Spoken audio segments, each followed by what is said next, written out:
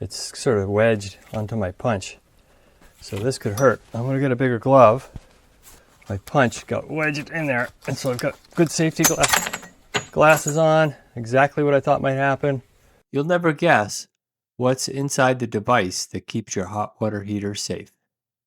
So I got to wondering, what exactly is in a pressure relief valve? I've got a nice industrial one that came home the other day that I'm going to disassemble in a few seconds, but this is a safety valve. The professionals say, you know, don't try to test them yearly, because what happens is you just end up having a leaky valve and get them replaced. So just kind of live with them like that. I don't know, I'm not a professional, so I'm not making a recommendation. And then here's my new boiler, and right attached to it is a pressure relief valve with the ability for the scalding water to go down at the floor. Hopefully you're wearing shoes, I suppose. But again, I want to know what's inside of one. So let's go take a look. I have a pressure relief valve that my son happened to bring home. He works in the HVAC business. And it's a little bit bigger than the ones that are mounted on my units. Obviously he works in an industrial setting, so he has access to a lot bigger equipment. But this one's interesting, is it's got a big, this is a model 15 standard, 3/4 inch XL. I'm not sure what this means.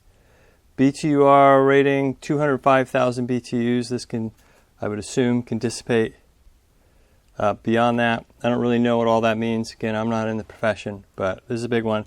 We're fortunate on this one because it's got some screws, so I won't have to cut them off. Obviously, I'm not taking them off my own boiler. This is a used device. I think once they take them off and they do new installations, typically they put brand new ones in. Interestingly enough, it's got two little holes at the top here, which are probably some sort of vent hole, but it's on both sides. And if you can't see light through them, they just sort of are there. So it'll be interesting to see what's in there as well. I'm going to pull the lever. This is the release. That's how you test it, by pulling it up. I can feel a spring in there, and then water would come out this side here. See if I can see a diaphragm in there. Nope, no diaphragm there. And this, I'm assuming, is a thermal dipstick tube, which is probably better than the ones that I've got as well, which help the valve open. So this might have like a little thermostat in it. So it has four, we'll call them security bits here, but we've got the bit here. This is a T27, it looks like, security bit. So that one fits nice and solid. We're going to try to crack that open, take these off, and just see what's inside. Again, if you like the content I make, please like and subscribe, and then watch the videos all the way through. Those are all things that help content creators. I'm a brand new channel, so I need every little bit of help I can get as I kind of work out what you guys like. And if you want to see a particular topic or something torn down, put it in the comments, and I'll see if I can find it. Oh, that just came right off. A little bit of impact wrench here. Yep, those are just coming right off. Thought they were going to fight me. Instead, I'm on like a number 1 on my Milwaukee impact wrench here. It just came right off.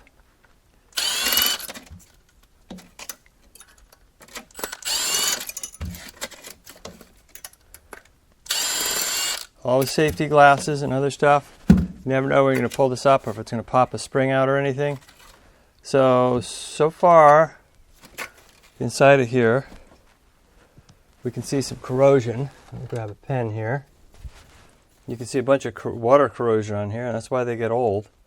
And you can see there's the seat to the rubber. So if you pull these open periodically to test them, see what happens if I do that now. A lot of nothing on this one. But if you pull these open on a regular basis, that corrosion gets in there and then they just start to weep. So let's take a look at this side of the assembly.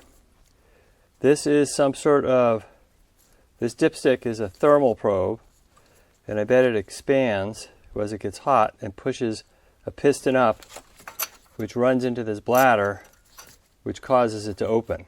That's my guess. And I bet they're having some bimetal reaction between this metal and this metal touching that. You think a company like Watts would have figured that out?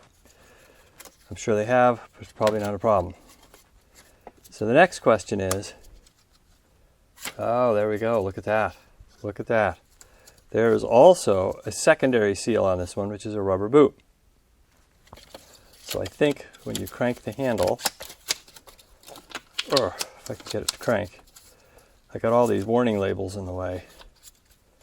When you cause it to crank, that actually pulls, I don't know if you can see that on here, but as you pull the handle up, it pushes this whole assembly goes up, which then opens the valve, the seal around here. It's this seal around here.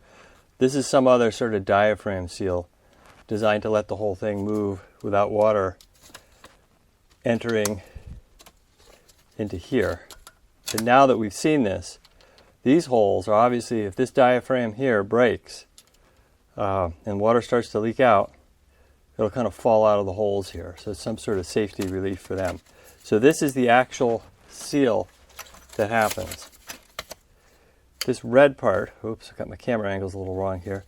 This red part here sits on this assembly here, and this thermal probe pushes this assembly, it's hard to see, but it pushes the assembly up, which allows water to seal around the steel, and then ultimately just flows out the exit hole here. And this is fastened into your pipe assembly. So that's what's inside that half of it. So the next question is, how do you open this? What's inside of here? What's inside the actual pressure relief valve assembly?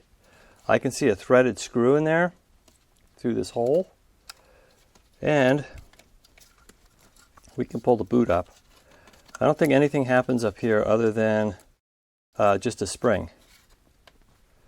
And these are really stiff, so you need this lever to be able to pull it. So what we're going to do to pull this assembly apart is we're going to drill out this little pin here on the handle and see if the whole assembly will just drop out or unscrew out.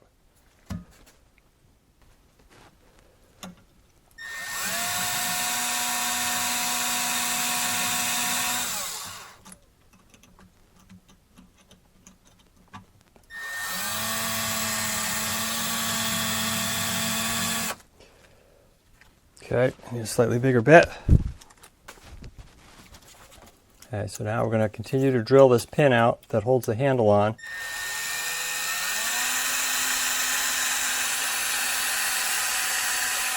Oh, nothing worse than a dull bit. Okay. Okay, we're going to drive the pin out with a punch and a hammer. There it goes. Oh, there's some tension on that for sure. Again, when you're doing these things, safety equipment, safety glasses.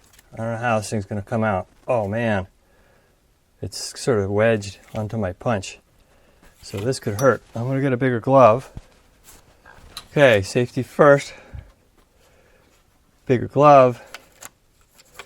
If you can see that really carefully, my punch got wedged in there, and so I've got good safety glasses on. Exactly what I thought might happen. My punch survived. The whole thing catastrophically just went, but it did come apart. We'll retrieve that handle in a few minutes, but it's definitely under some big tension in here. So there's some sort of threaded stem in here. There's a threaded stem in there, not too critical. And then there is this just big mucker spring, and that's why there's so much tension on it, holding the whole thing together.